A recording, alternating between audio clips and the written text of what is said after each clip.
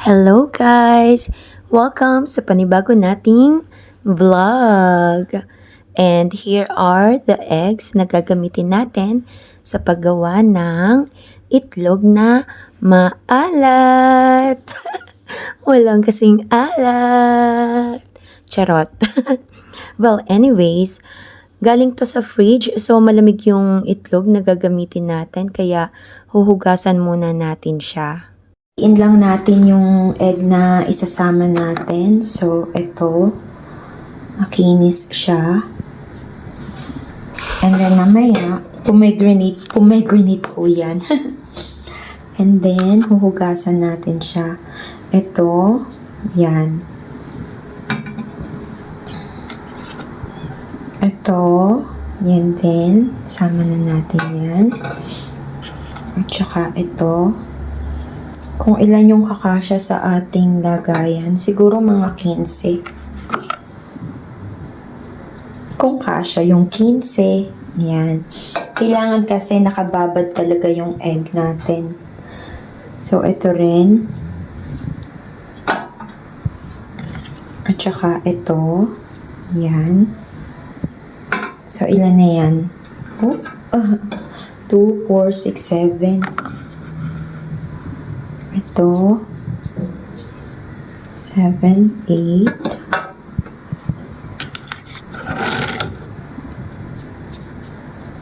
9, 10.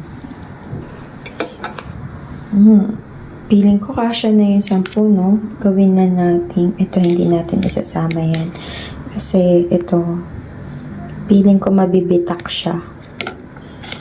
So, ito, yan, sama natin. Kapag may nakita kayong crack, huwag na ninyong isama yun. Ito, pwede pa to. Yan. Tsaka, ito.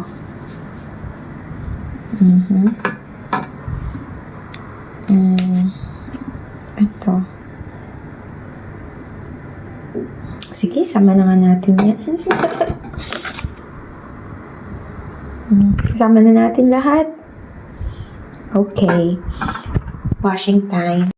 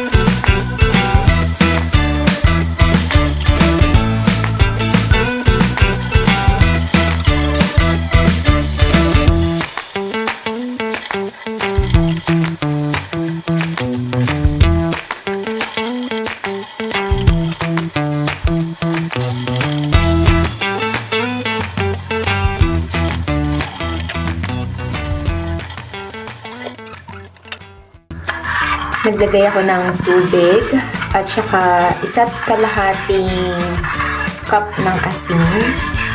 So, yung tubig ko, nakatansya lang ako dun sa lagayan ng aking itlog. Kung saan ko ito serve. Saan ko i-imbak yung itlog. Story time muna tayo, mga mi. So, naalala ko, sabi ko sa mga student ko, yung water, it's a solvent. Tapos, yung salt, solute siya. So, yan yung example nun. Pero yung pepper, corn pepper, hindi yan, solute. Kita naman, no? So, anyways, yun na nga.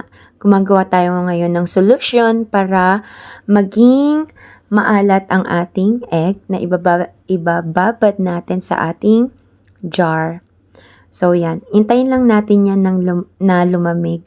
Pero nilagyan ko yan ng peppercorn. Tapos mamaya lalagyan ko rin yan ng bay leaf.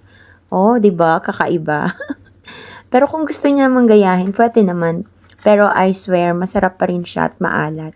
Hindi naman magbabago yung lasa ng inyong itlog na pula. Eto na ang ating mga itlog. Meron tayong isa. Lagay natin dito.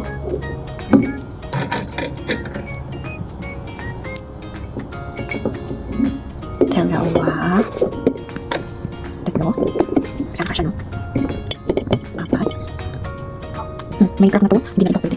Kalagay natin doon. Tapos ito. Yan. Maglilinis lang. 5. 6. 7. 8. 9. 10. 11. 12. Okay, may 12 tayo. Okay, there you go. Pinapalamig lang natin ang ating mixture. Ang ating solution. Yan. Tapos, pagkatapos nun, ilalagay na natin siya sa ating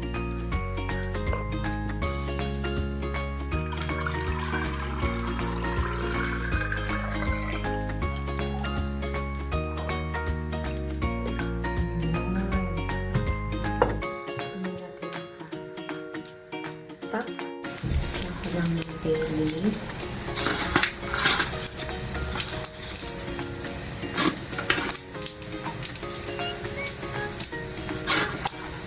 Yung pangkalilan sa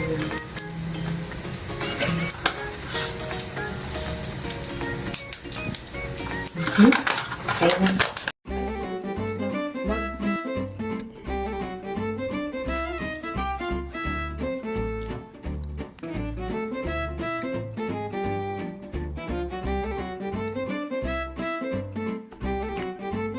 So, after 30 days,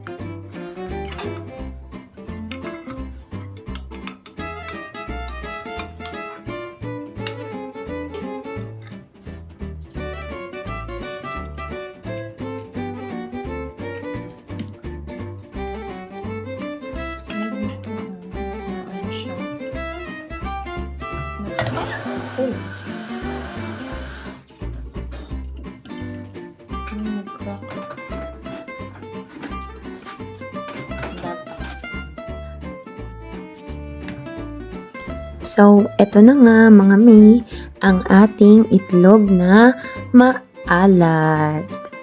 Actually, binabad ko siya ng 1 month. So, sabi nila, 20 days lang. Pero ako binabad ko siya ng 30 days. To make sure na maalat talaga siya. Titingnan natin kung, ano ba tawag dito? Kumana ba yung 30 days? No? Abangan natin yan. Ilalaga ko lahat ng mga itlog. Tapos ilalagay ko na lang sa fridge para i-preserve na lang yung mga iba pang mga egg. So, tingnan natin. Laga muna tayo ngayon.